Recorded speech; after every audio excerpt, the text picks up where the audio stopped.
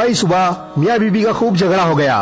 बेगम साहिबा गजबनाक होकर बोली, बस बहुत कर लिया बर्दाश्त, अब मैं मजीद 1 मिनट भी तुम्हारे साथ नहीं रह सकती। मियाँ जी भी तेज में थे, बोले मैं भी तुम्हारी शक्ल देख देख कर तंग आ चुका हूँ। दफ्तर से वापस आऊं तो मुझे नजर ना आना घर में।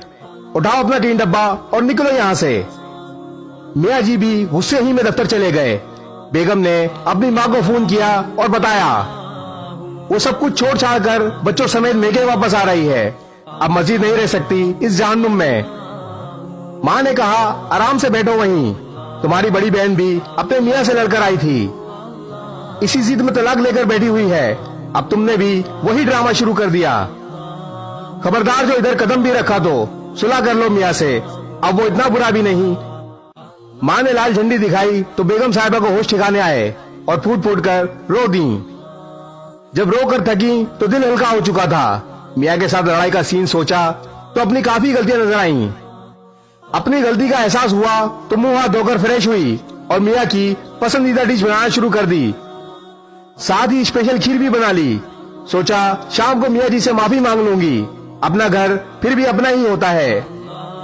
शाम को मियाँ जी घर आए तो बेगम ने अच्छे से इस्तकबाल किया, जैसे सुबह कुछ हुआ ही नहीं। मियाँ जी को भी खुशगवार हैरत हुई।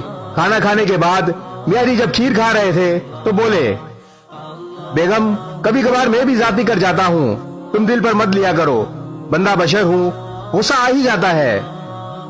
बेगम ने भी अपनी गलती की माफी मांगी और दोनों एक दूसरे को देखकर मुस्कुरा दिए।